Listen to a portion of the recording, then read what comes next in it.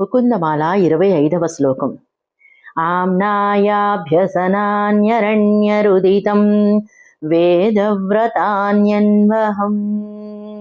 మేధస్యేద ఫలాని పూర్తవిధన్ yes survey హుతం భస్మని తీర్థానామవగాహనాని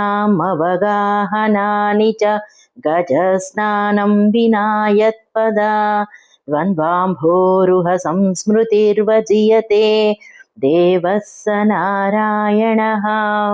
భగవంతుడైన శ్రీమన్నారాయణుని పాదపద్మాలపై స్మరణ లేకపోతే ఎన్ని వేదాలు చదివినా ప్రయోజనం లేదు.